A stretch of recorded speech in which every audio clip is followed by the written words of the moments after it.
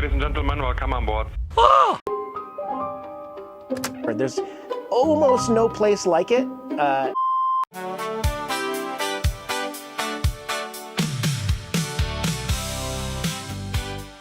Well, hello tubers, I hope you're doing well wherever you are in this crazy YouTube universe. Today we are going to talk about the nuptials, those big nuptials that Nomadic Fanatic announced about 3 months ago. So over a quarter of a year has passed and we're hearing nothing. What's going on?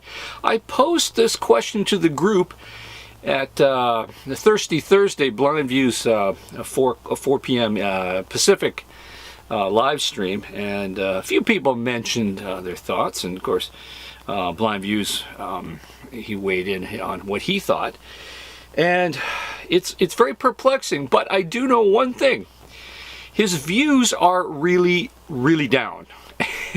This is like the worst Route 66 tour that he has done in years. In fact, it's more of a souvenir trinket shop tour with side stops at restaurants. That's kind of most of it, and the rest of the time he's just talking about the Gaudi bus and issues involving the Gaudi bus and where he's got to park or where he can park and blah blah blah blah.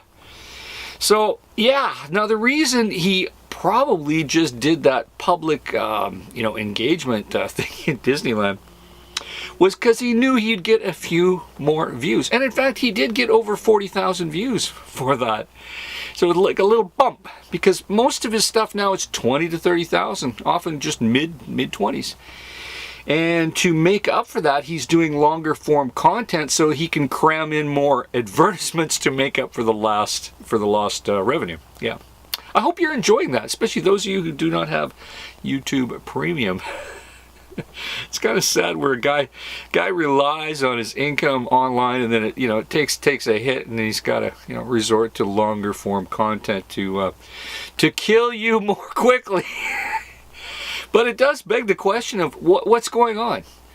Was this just a fake? Hey, look at me. We're going to pretend that we're going to get married, because weddings, bar mitzvahs, funerals, even, and maybe christenings for your child. These are big life events, and you would think he would be talking more about it. I mean, I would get that he would not say, look, I'm going to get married at such and such a place for privacy's sake. I get it, completely understandable. But we know a lot more about Taylor Swift's wedding than we do know about the tater tot, which is just bizarre because Taylor Swift is a real celebrity.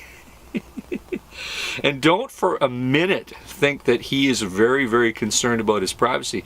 If he was, he wouldn't be driving around in a bus that's a weird blue color that just screams, hey, look at me, look at me, look at me. Kind of reminds me of the Meghan Markle, oh, please give us privacy, but they're constantly seeking publicity at the same time. Come on. People aren't that stupid. Come on, are you that stupid? Put your comments down below. Tell me if you're that stupid. I don't think you are. You're not. You're not buying it. So why aren't they just mentioning, say, hey, yeah, we got a date. We're not going to tell you where.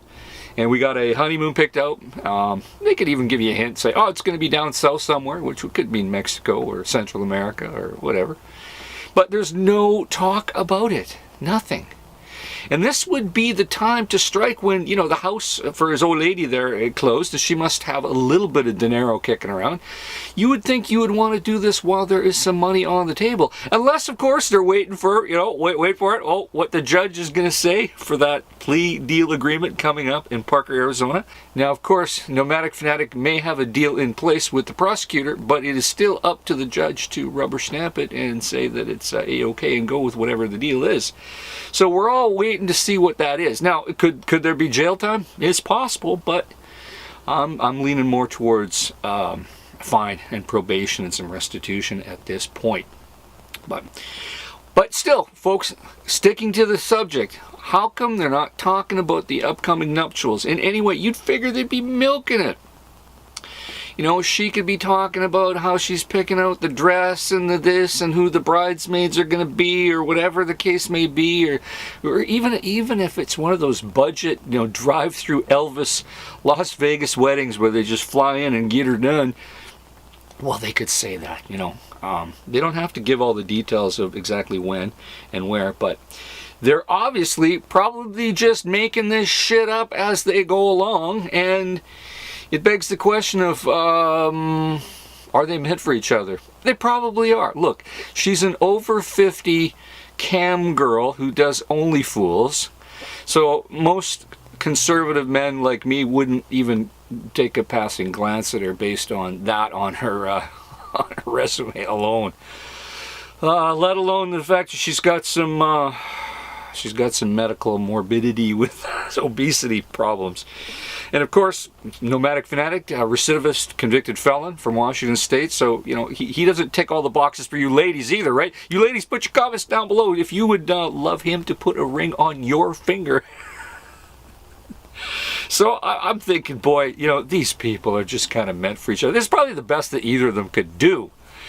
And they both have problems, you know, social problems and issues and reasons why other sensible people would not sign up to have a life with that. You know what I'm saying? I'm not being mean, I'm just being realistic. Because, you know, every pot does have a lid, you know, and the lid should fit if you're going to have a chance at making it work. But could Nomadic Fanatic actually make a forever and ever amen commitment, even if they do follow through with these nuptials? I'm not sure. I think the moment he got a taste of some other gold digger that was 20 years younger and 25% hotter, he'd probably be all over that like a stink on a monkey. So I really can't see him being a traditional, you know, forever and ever amen kind of guy. You know, he's just making hay because that's all he's got, right? He can't be too picky at this point in his life as an aging felon. So anyway, if any of you have any idea on what is going on with the nuptials and why they're not talking about it, please put your prognostication and your opinion and speculation into the comments section. Because I'm just thinking that this whole thing was just made up and it got them what they wanted, a few extra views. You know, like, look at me. Come on, anybody can do this. I've been to Disneyland many times from the 70s. I've been there over and over. It's pretty easy to go there with a girlfriend and put a ring on her finger on, you know. In fact, actually, I remember one time I had a former Mexican model girlfriend, and I flew her down from Vancouver. She was from Acapulco, and we flew down for Valentine's Day in Disneyland. I think it was 2002. And of course, I had no interest in putting a ring on that until I shit-tested the relationship. That's the thing, people need to shit-test their relationships quite a bit more rigorously nowadays, because too many people have emotional problems and mental illness, and their sincerity needs to be thoroughly examined to see if they actually are capable of a long life commitment. At least that's how my conservative mind looks at these things today in the 21st century. Okay, folks, that's about it. I will talk to you in the next video. Nomadic Fanatic, where the magic goes. In front of Cinderella's castle, you let that moment go. Nomadic Fanatic, I watched it fall apart. One knee, one ring, one silence, and I busted up hard.